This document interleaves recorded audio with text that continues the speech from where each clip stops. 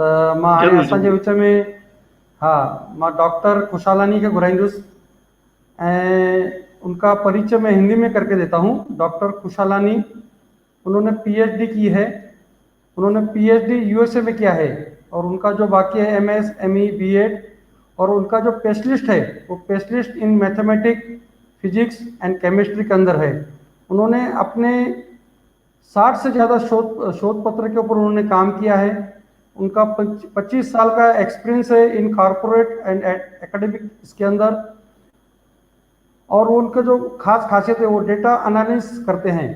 और इनके बारे में क्या क्या बताऊं, अगर आप इनके नाम से नेट पर जाएंगे तो आपको बहुत सारी जानकारी इनके बारे में मिलेंगे। मैं सिर्फ दो जानकारी देता हूं। वो आज यूएसए के अंदर एयरफोर्स मिलिट्री को सिखाते हैं और जो अपना इसरो है, इसरो के अंदर भी वहाँ अपने लेक्चर्स देते हैं। मैं आपके सामने अभी डॉक्टर भरत खुशाली जी का मैं स्वागत करता हूँ और उन्हें भी मैं विनती करता हूँ कि आप हिंदी के अंदर बात कीजिए। हमारा प्रोग्राम सिंधी है, लेकिन हमारे बहुत सारे कॉलेज के बच्चे जो नॉन सिंधी है वो आपको सुनना चाह रहे हैं। तो मैं आपसे विनती करता हूँ कि आप अपनी जानकारी और जो आपका आज का खास विषय है उस पर बात कीजिए। रतन जी, बहुत बहुत धन्यवाद आपका। बात ऐसी नहीं है कि मैं सिंधी में बात नहीं करना चाहता हूँ, बट ऑडियंस को ध्यान में रखते हुए, जनता को ध्यान में रखते हुए मुझे हिंदी बोलने में बड़ा फ़ख्र हो रहा है। तो सबसे पहली एक बात तो ये है कि मुझे हिंदी बोलने के लिए कहा गया है, जबकि बाकी सिंधी बोल रहे हैं। और दूसरी बात यह है कि जो आज का विषय है वो इतिहास से संबंधित है, जबकि मुझे भविष्य के बारे में, बच्चों को प्रोत्साहित करने के हिसाब से उनके भविष्य के बारे में बताने के लिए कहा गया है। तो जो भी हमारे वक्ता आए, मेहमान आए, आपने देखा कि वो इतिहास के बारे में उन्होंने कहा, और जो पीछे आने वाले हैं प्रमुख वक्ता भी, वो भी इतिहास के बारे में बोलेंगे, जबकि मेरा काम है भविष्य के बारे में आपको बताना। तो आप सोचिए कि सामने इतिहास वाले, पीछे इतिहास वाले, और बीच में मैं भविष्य वाला। तो ये क्या पोजीशन हो गई? इतिहास, छोटा भविष्य, और फिर इतिहास। तो यानी इसको हम बोलते हैं सैंडविच। तो आपने कभी सैंडविच खाया है? जरूर खाया होगा सैंडविच आपने। हर एक आदमी सैंडविच खाता है। तो ये सैंडविच हो गया। एक ब्रेड इतिहास, बीच में मसाला भविष्य का, और उसके बाद फिर ब्रेड इतिहास की। तो यानी दो ब्रेड इतिहास की और बीच में भविष्य का मसाला। तो आप सोचिए कि अल्टीमेटली आपको अभी क्या मिल रहा है? एक अच्छा सैंडविच मिल रहा है। तो आप इस पूरे लेक्चर को सैंडविच की तरह से खाते जाइए और सुनते जाइए। तो सैंडविच जो है, ये देखिए, आप अगर बाजार में जाते हो तो सैंडविच क्या हो गया? बेसिकली मसाला जो है उसका, वही असली हो गया। आप बिस्कुट लेने जाते हो तो जो बीच में जो क्रीम फिलिंग रहती है, उसके कारण आप स्पेशली जाकर उससे मांगते हो कि भाई मुझे इलायची क्रीम फिलिंग वाला बिस्कुट चाहिए, या तो मुझे स्ट्रॉबेरी फिलिंग वाला बिस्कुट चाहिए, है ना? नहीं तो बाकी क्या हो गया? नहीं तो बाकी तो वो सिर्फ बिस्कुट बच गया, यानी बाकी वो सिर्फ ब्रेड बच गई अगर उसमें से मसाला निकाल दिया। तो यानी मसाला यानी फ्यूचर अगर उसमें से निकाल दिया आपने, तो बाकी सिर्फ ब्रेड बच गई, यानी बाकी सिर्फ इतिहास बच गया। तो यानी आपके पास रूखी ब्रेड हो गई, यानी सिर्फ इतिहास हो गया। तो आप रूखी ब्रेड ही चबाते जाओ अगर मसाला नहीं है आपके पास, मतलब आप सिर्फ इतिहास ही पढ़ते जाओ अगर आपके पास वो भविष्य की जानकारी नहीं है। तो इसीलिए मसाला यानी वो भविष्य की जानकारी रखना बहुत जरूरी है। और उसके आसपास इतिहास की लेयर जो है, भविष्य के आसपास इतिहास की लेयर होना भी बहुत जरूरी है। लेकिन आपको ये ध्यान में रखना है कि हमको सिर्फ रूखा इतिहास नहीं खाना है। इतिहास के बल पर हम लोग आज यहाँ तक पहुंच गए हैं, लेकिन आज जो है वो कल का इतिहास बन जाएगा। तो इसीलिए जो भी हमारा भविष्य है वो इतिहास बन जाएगा। तो जो भविष्य के बारे में हम बात कर रहे हैं, वो दरअसल हम नया इतिहास रचने के, नया इतिहास गढ़ने के बारे में बात कर रहे हैं। तो आप में से बहुत लोग ये जानना चाहते हैं मेरी स्पेशलिटी के हिसाब से कि एस्ट्रोनॉट कैसे बनना है, स्पेस साइंटिस्ट कैसे बनना है।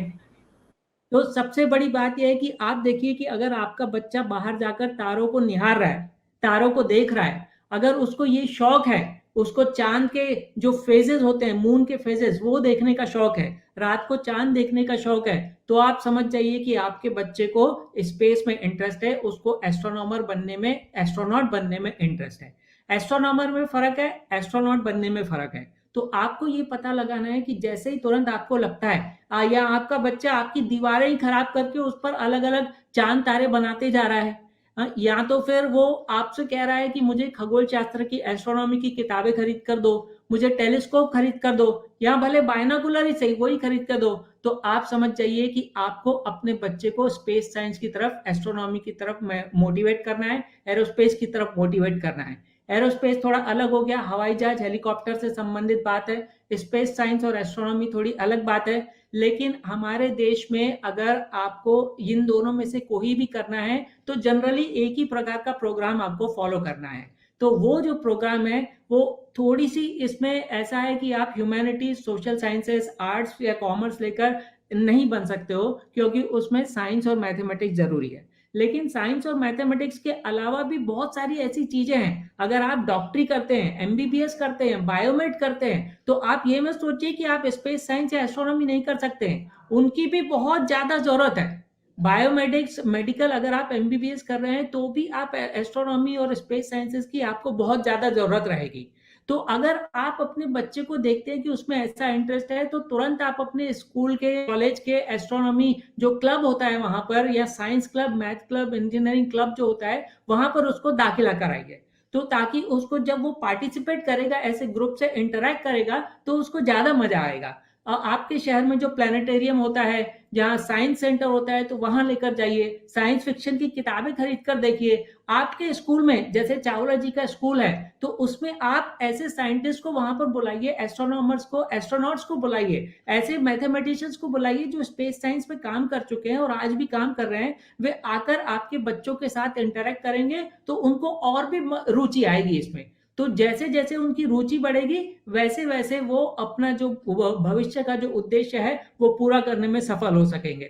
अगर, लेकिन देखिए बात सिर्फ इतनी नहीं है, एस्ट्रोनॉट बनना जो है वो सिर्फ मामूली, सिर्फ ऐसी पढ़ाई करके आप एस्ट्रोनॉट बन जाएंगे, ऐसी भी बात नहीं है। एस्ट्रोनॉट अगर आपको बनना है तो जैसे एस्ट्रोनॉट जो है वो अलग अलग देशों के एस्ट्रोनॉट एक साथ जाते हैं, वो जापानी जाते हैं, रूसी जाते हैं, यूरोपियन लोग भी जाते हैं। तो वहां के लोग, अगर वहां की पढ़ाई आपने देखी, फ्रांस की पढ़ाई क्या होती है, ज्यादातर फ्रांसीसी भाषा में होती है। चीन में पढ़ाई ज्यादातर चीनी भाषा में होती है। मैं सिर्फ वहां की लैंग्वेज यानी लिंग्विस्टिक भाषा की बात नहीं कर रहा हूँ, वहां पर इंजीनियरिंग, साइंस जैसी चीजें भी खुद की भाषा में होती हैं। लेकिन हमारे देश में ऐसा नहीं है। हमारे देश में अंग्रेजी ने पूरा अपना स्थापित कर दिया है साम्राज्य, इसलिए हमारे देश में इंजीनियरिंग और साइंस भी इंग्लिश में ही पढ़ाया जाता है, हिंदी में नहीं। लेकिन जो जापानी जो लोग हैं, आप जापान में जाओगे तो आप देखोगे कि वहां पर आम लोगों से बात करना मुश्किल है, वहां पर आम लोग सिर्फ जापानी बात करते हैं। तो एस्ट्रोनॉट ये सारे इन जगहों से आते हैं, तो जब आप इनसे इंटरेक्ट करोगे तो इनको इंग्लिश या हिंदी का तो नॉलेज नहीं रहेगा।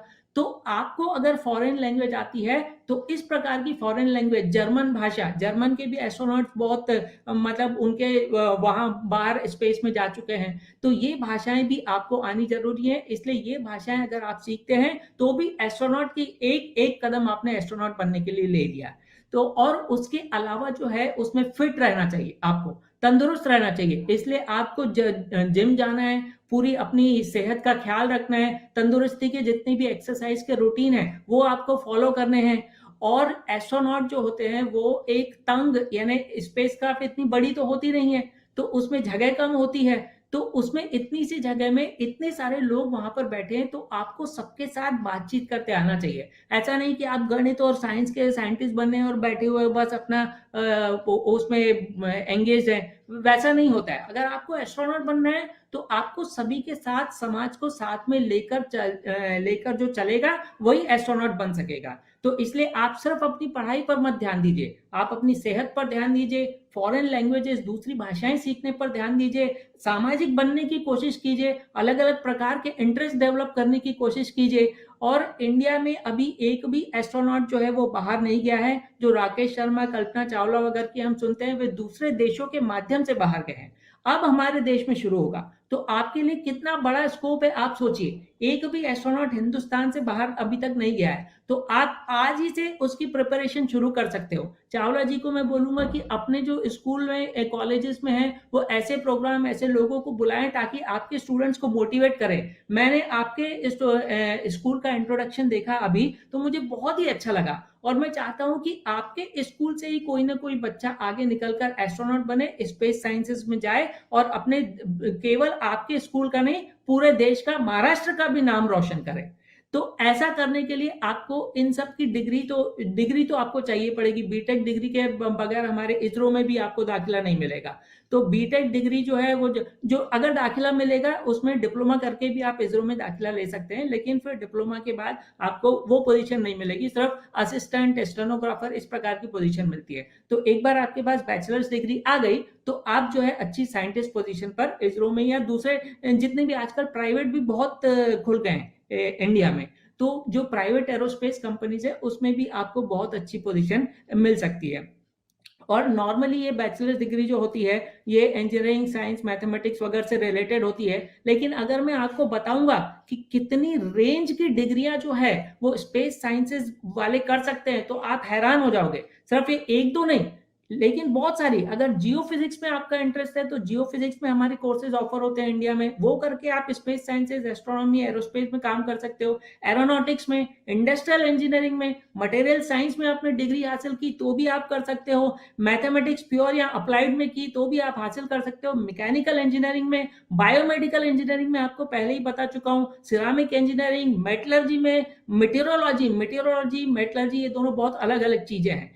उसके बाद केमिकल इंजीनियरिंग में, इलेक्ट्रिकल इंजीनियरिंग में, ओशनोग्राफिक में, न्यूक्लियर इंजीनियरिंग में, न्यूक्लियर इंजीनियरिंग यानी जो न्यूट्रॉन फोटोन और इलेक्ट्रॉन वगैरह वो वाली इंजीनियरिंग करके तो आपको बहुत ही एडवांटेज है अगर आपको स्पेस साइंस वगैरह करना है तो। इसके अलावा ऑप्टिकल इंजीनियरिंग, फिजिक्स, अर्थ, प्लानिटरी साइंसेस, इलेक्ट्रॉनिक्स इंजीनियरिंग ये सब करके भी आप जो है अपना स्पेस साइंस का एस्ट्रोनॉट बनने का जो है सपना कायम रख सकते हो। मेरे पास तो बहुत जानकारी है, मैं आपको बहुत ढेरों देना भी चाहता हूं, लेकिन मेरा समय समाप्त हो गया है। मैंने 1 मिनट ज्यादा ले लिया है अपने समय से, इसके लिए मैं क्षमा प्रार्थी हूं।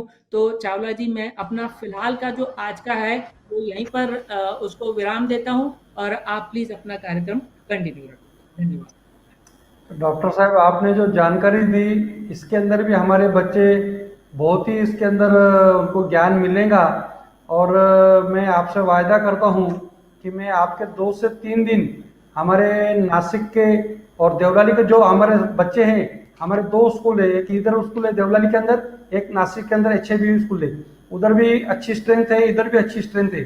तो एक बार ये कोरोना का पीरियड जो खत्म हो जाए और रेगुलर स्कूल स्टार्ट हो जाए तो मैं आपको 100% बुलाऊंगा और यही मार्गदर्शन हम फेस टू फेस हमारे बच्चों को देंगे तो उनका आगे भविष्य के अंदर अपना उनको जो भी सेक्टर चुनना हो तो वो सेक्टर चुनने के लिए उनको बहुत सारी मदद मिल जाएगी। आपने आज का जो मार्गदर्शन किया हमारे बच्चों को, इसके लिए मैं आपका बहुत सारा धन्यवाद हूँ।